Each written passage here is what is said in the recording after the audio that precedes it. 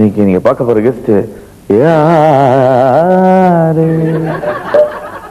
தமிழ் திரை இசை பாடல்களில் வேகம் இருக்கு, அதை கேட்கறதுக்கு மக்களுக்கு மோகம் இருக்கு.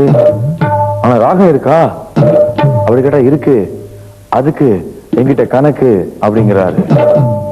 இருக்குமோ அப்படி கேட்டா இருக்கட்டமோ. இவர் படிச்சது சிஏ, ஆனா இவர் பலம் வாயே. சில பேர் பாடினா எந்திரு அப்படிமோ, ஆனா இவர் பண்ணா அந்திரு அப்படின்னு. ஏன்னா பேரு Sundar. Therefore, very happy to welcome to the studios Raga Pravagam Sundar அவர்கள்.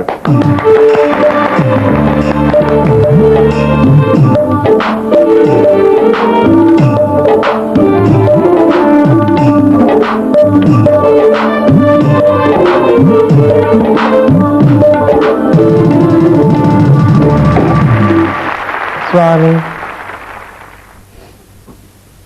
எனக்கு மிகவும் மனதுக்கு பிடித்தமான ஒரு பாட்டை பாடலாம். ஈன ஜென்மம் எடுத்தேன் என்னையனே, என்னை நீ ஏன் படைத்தாய் என்னையனே. காண்பவரெல்லாம் கஞ்சாடை காட்ட நாணமில்லாமல் நாயினும் கேடாய். ஈன ஜென்மம் எடுத்தேன் என்னையனே, என்னை நீ ஏன் படைத்தாய் என்னையனே. தசரத ராஜகுமாரா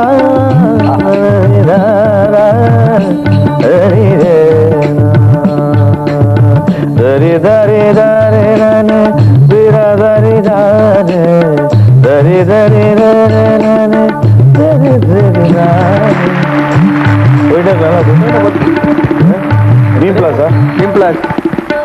சுவாமி, இது எனக்கு மிகவும் பிடித்தமான படம் ஆயிற்று. சிந்தாமணி என்ற படம் அஸ்வத்தம்மா வைவிராவ் நடித்த படமாயிற்று. எம்கேடி அவர்களும் நடித்த படமாயிற்று. 37ஆம் ஆண்டு வெளிவந்தது. 1937ஆம் ஆண்டு வந்த படம்.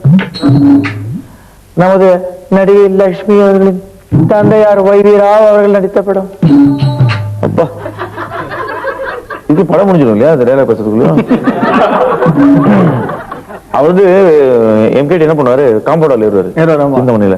அவர் அப்படின்னு சொல்லிட்டு இல்ல கயர் நினைச்சு கயர் நினைச்சு கட்சியில பார்த்தா பாம்பு. அது காமெடியில பாம்பு நினைச்சிட்டு கட்சியில கருத்துல போய் கட்சியில பார்த்தா கயிறு ஏதோ இல்லையா? எத்தனை அப்படிதான் இருக்கும். சிந்தாமணி 1937 அப்பா. விண்டேஜ் ஹெரிட்டேஜ்னு ஒரு கிளப் ஒன்று ஆரம்பிச்சிருக்கீங்களா? இந்த மாதிரி பழைய காலத்து மக்களால் மறக்கப்பட்ட, ஆனால் சில மக்களால் மறக்க முடியாத சில அழியாத காவியங்கள் பாடல்களை நீங்கள் சேகரித்து அதுக்காக ஒரு சொசைட்டி ஆரம்பிச்சிருக்கீங்க. ஆமா, கிளப் விண்டேஜ் ஹெரிட்டேஜ். 92ல நானும் நண்பர் ஒருவரும் சேர்ந்து ஆரம்பிச்ச ஒரு இது.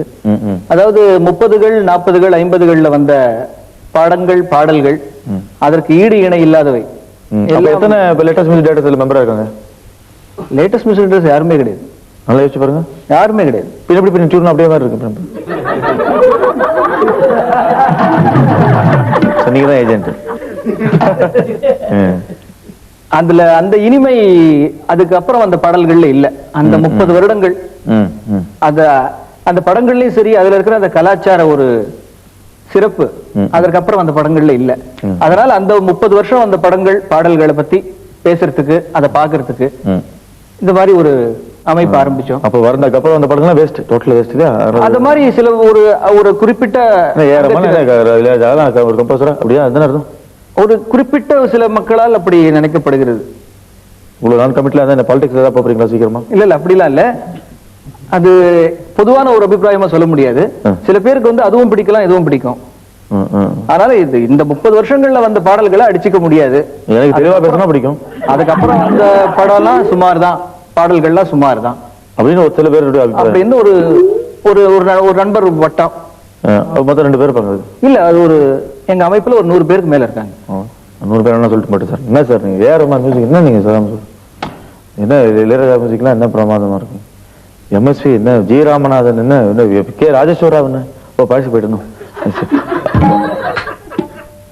ஹரிதாஸ் கிட்டத்தட்ட எவ்வளவு 5 வருஷம் கொண்ட படம் நினைக்கிறேன். அது 1943 வந்த படமா? ஆமா, 3 தீபாவளிகள் கண்ட படம்னு சொல்லுவாங்க. அப்படி போடுறா. 110 வாரங்களுக்கு மேல ஓடின ஒரு படம்.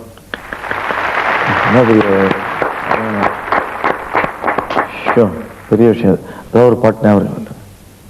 சாருகேசி. யாரப்பா? சாருகேசி ராகம். ஆமா. மன்மத லீலையை வென்றார் உண்டாம் என் மேல் உனக்கேனோ பராமுகம். மன்மத லீலையை வென்றார் உண்டோ.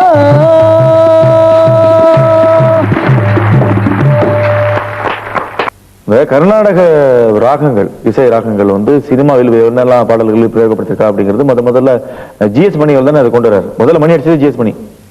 அப்படிதான், அவர் தான் அந்த அப்படிப்பட்ட ஒரு நிகழ்ச்சியை ஆரம்பிச்சு செஞ்சாரு.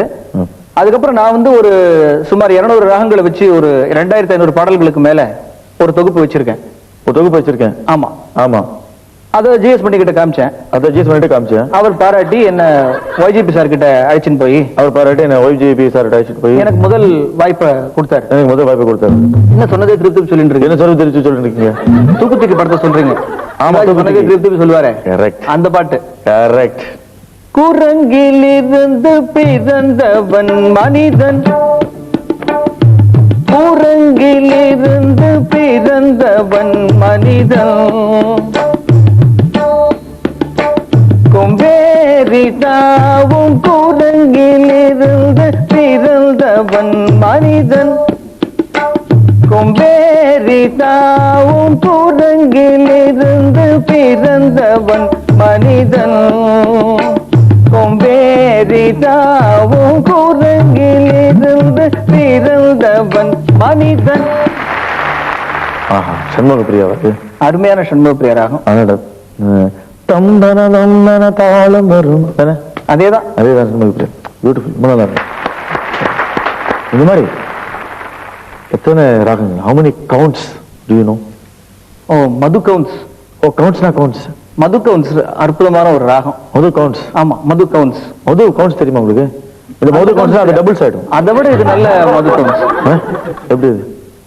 அதாவது சுமனேச ரஞ்சனின்னு கர்நாடக ராகம், அதுக்கு சமமான ஹிந்துஸ்தானி ராகம் இந்த மது கவுன்ஸ். சுத்த தன்யாசி ராகத்துல பிரதிமத்தியமம் போட்டா மது கவுன்ஸ். அதாவது சுவையான ஒரு சம்பவம். பாலம்னு ஒரு நிகழ்ச்சி தொலைக்காட்சிக்காக தயாரிச்சோம். அதுல வந்து இசையமைப்பாளர்களோட நேருக்கு நேரா அவங்க ராகத்துல போட்ட பாடல்களை பத்தி பேசுற ஒரு நிகழ்ச்சி. அதுல MS விஸ்வநாதன் கிட்ட பேசும்போது ரொம்ப சுவையான ஒரு அனுபவம். இந்த மது கவுன்ஸ் ராகம் அவர் சில பாடல்களை போட்டிருக்காரு. ஆனா அவருக்கு அது சரியா ஞாபகம் வரல. MSc மிக சுவையான வித்வான் தான். அவருக்கு சரியா ஞாபகம் வராதனால நாங்க அதை எடுத்து கொடுத்தோம்.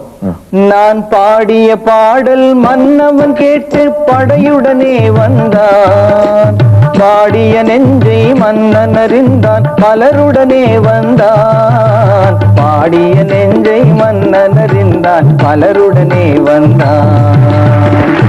இப்படி அந்த மதுக்கவுன்ஸ் ராகத்துல சொன்னோம். உடனே அவருக்கு ரொம்ப சந்தோஷமா போச்சு. இந்த ராகத்துல நான் வேற ஏதாவது செஞ்சிருக்கேன்னு அவரே கேட்டார். அப்போ நீங்க இன்னொரு பாட்டு பண்ணிருக்கீங்களா சார்? 2-3 பாட்டு ரொம்ப நல்லா பண்ணிருக்கீங்க அப்படின்னு சொல்லி, எதையும் தாங்குவேன் அன்புக்காக, நான் இதையும் தாங்குவேன் தங்கைக்காக,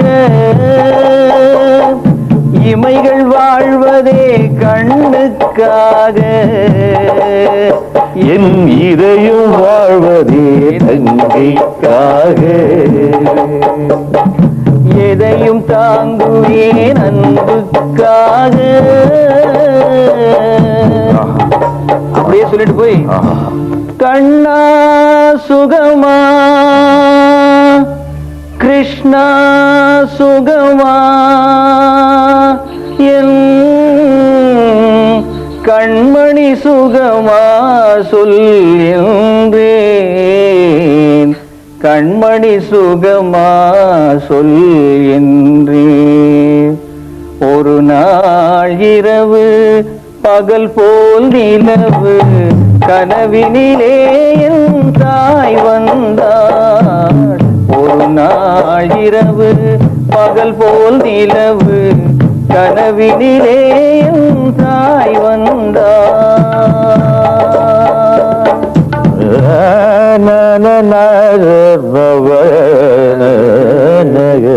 பெட்டியிலே போட்டடைத்த பெட்டை கோழி கோழி பக்கத்திலே கட்டு சேவல் பெட்டை கோழி குமுகுமுன்னு குமுறுது. இப்படி அந்த மதுக்கோன் சுராகம். முறுக்கோ கை முறுக்கு முறுக்கோ கை முறுக்கு ஐயாவும் அம்மாவும் ஆளுக்கு ஒண்ணு வாங்கி தின்ன அந்நாளும் என் பொழைப்பு நடக்கும்.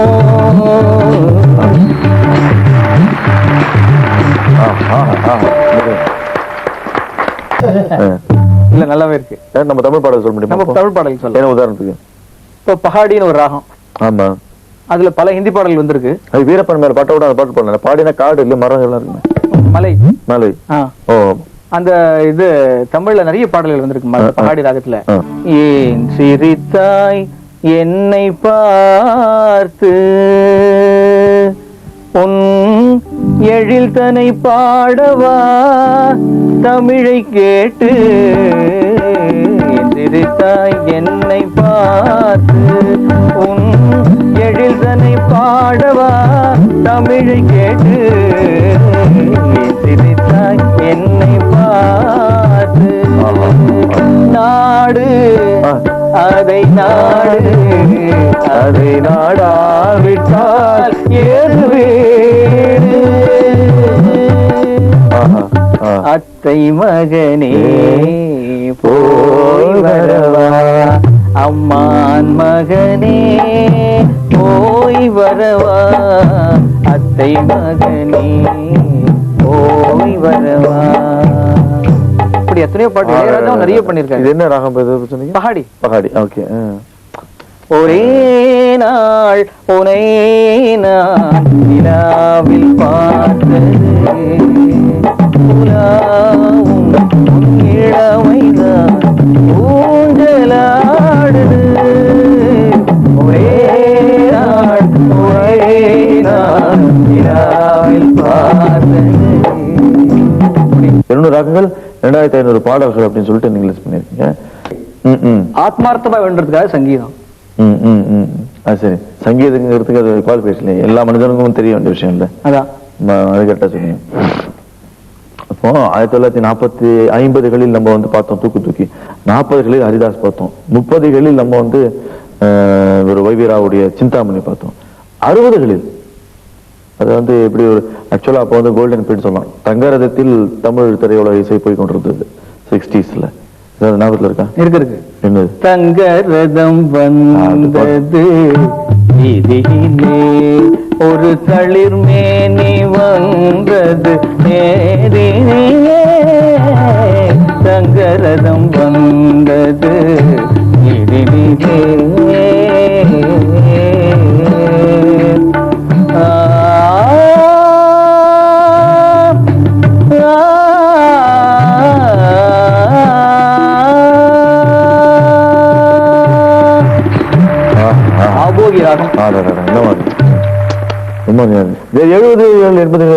படம் ஞாபகத்தில் இருக்காங்க. 70 ஞாபகத்தில் இருக்கணும். உங்களுக்கு பிடிச்சது 70களில் ராஜா வந்துட்டாரு, இளையராஜா வந்துட்டார். அப்படி போடுங்க. அவருடைய ராஜாங்கம் நடத்தி ராஜாங்கம் நடத்திய ஒரு ராகம் மோகனம். ஓஹோ. மோகன ராஜா. மோகன ராஜா தான் ஆக்சுவலா அவருக்கு கனராஜானே சொல்லலாம் அவரு. தென்மல்லி பூவே பூந்தென்றல் காற்றே என் கண்ணே என் ராணி நீ